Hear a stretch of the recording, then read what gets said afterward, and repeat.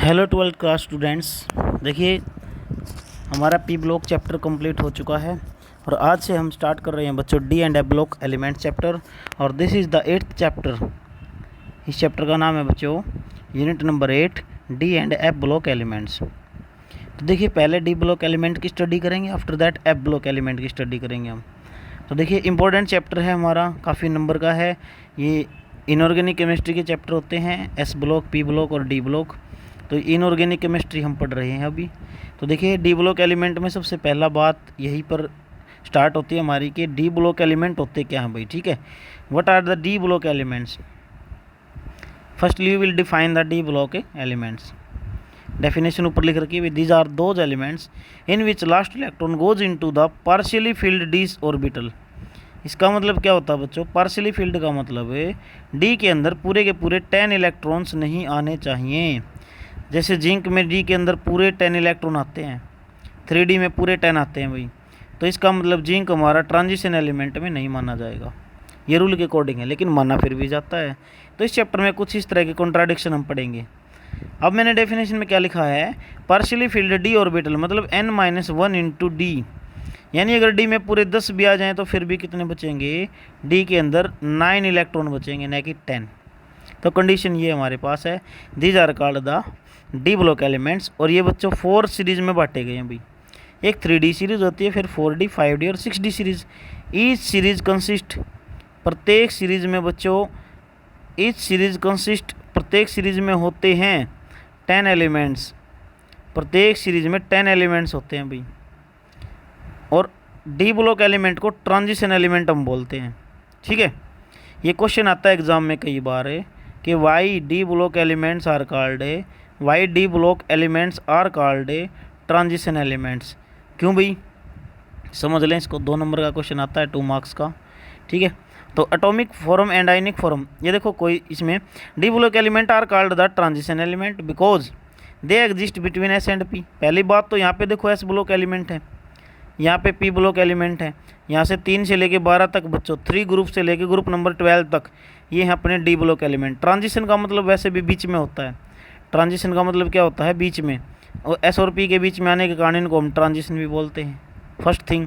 Second thing क्या है, अब इनके अंदर 1 to लेके 9 तक, डी के अंदर 1 to 9 तक इलेक्ट्रॉन आते हैं, केवल 10 इलेक्ट्रॉन नहीं आने चाहिए। ठीक है, और इनके अंदर एक फार्मूला हमारे पास होता है, इनकी जर्नल इलेक्ट्रॉनिक कन्फिग्रेशन करोगे तो एक फार्मूला हमारे पास आएगा NS1 to 2 या फिर NS0 to 2 और n-1 इंटू डी 1 to 10। ये बच्चों जनरल फार्मूला होता है कन्फिग्रेशन का। जैसे आप 3D सीरीज़ की कन्फिग्रेशन करोगे तो 3D4S लिखोगे, जहाँ पर जो नोबल गैस नज़दीक होगी वो इसके पास आ जाएगी। फिर आप 4D की करोगे तो 4D5S लिखोगे, 6D की करोगे तो 5D की करोगे तो 5D6S लिखोगे, और फिर 6D की करोगे तो 6D7S, एस का एक बढ़ के लिखोगे। ठीक है, ये बेसिक सी चीज़ें हमारे पास होंगी। अब एक क्वेश्चन हमारे पास आया, देखो इसमें भी ज़्यादातर क्वेश्चन पूछे जाते हैं बच्चों एग्जाम में।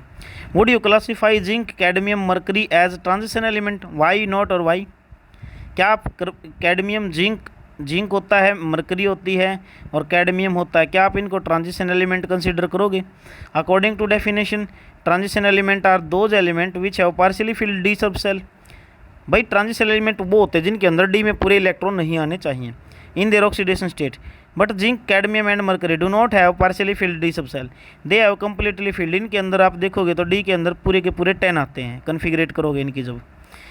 बट वी कंसिडर और टुक them in D element, D block elements. क्यों रखते हैं फिर भी इनको डी ब्लॉक एलिमेंट के रूप में, क्योंकि ये काफ़ी सारे कॉम्प्लेक्स बनाते हैं भाई, काफ़ी सारे कॉम्प्लेक्स बनाते हैं, काफ़ी सारे कोऑर्डिनेशन कंपाउंड बनाते हैं, जो चैप्टर हम कर चुके हैं बच्चों। और आपने देखा भी होगा 3D series, scandium, titanium, vanadium, chromium, manganese, ठीक है, और आयरन, कोबाल्ट, निकल, जिंक, ये सीरीज़ ही ज़्यादातर कॉम्प्लेक्स बनाने में काम आती है। फॉर एग्जांपल ये देखो आयरन 2+ ने 6 साइनाइड के साथ ग्रुप करके क्या कर लिया, एक कॉम्प्लेक्स बना लिया भी। इसी तरह आयरन 2+ ने 6 अमोनिया के साथ भी एक कॉम्प्लेक्स बना लिया। तो इसी तरह से हम इनका यूज़ करते हैं बच्चों। आपको आज का काम रहेगा इस चैप्टर में ये ट्रिक्स याद करनी और इनके एटॉमिक नंबर भी याद करने। 3D सीरीज़ की ट्रिक क्या है भाई, शक्तिवान करे मना, फिर कौन निकाले कुएं से जान, यह है ZN। ठीक है, तो ये एटॉमिक नंबर याद करो इनके। Scandium, titanium, vanadium, chromium, manganese, iron, cobalt, nickel, copper, zinc, 21 से लेके 30 तक एटॉमिक नंबर है बच्चों। फिर देखो ग्रुप नंबर 4D सीरीज़ की बात मैं करूँगा। 4D सीरीज़ में क्या है, ये ज़िंदगी नहीं अब मोहब्बत तेरी, रो रो पुकारेगी चांदनी आज। देखिए, रो रो पुकारेगी आज चांदनी, यानी यूटेरियम, जिरकोनियम, नियोबियम, मोलिब्डेनम, और उसके बाद हमारा टेक्नीशियम, रदरनियम, रोडियम, पैलाडियम, सिल्वर और कैडमियम। ठीक है। उसके बाद 5D सीरीज़ को याद करने की ट्रिक क्या है, हाँ इनके एटॉमिक नंबर आप देख लें, 39 से स्टार्ट होता है और 48 तक है। फिर नेक्स्ट सीरीज़ बच्चों हमारी रहेगी ये वाली, ला हफ्ता वरना रह उस ईरानी पोपट के साथ और ओजा पागल, यानी इसके अंदर क्या, लेंथेनम, एफेनियम, टेंटलम, टंगस्टन, रैनियम, ओस्मियम, और उसके बाद इरिडियम और प्लेटिनम और गोल्ड और मरकरी। ठीक है।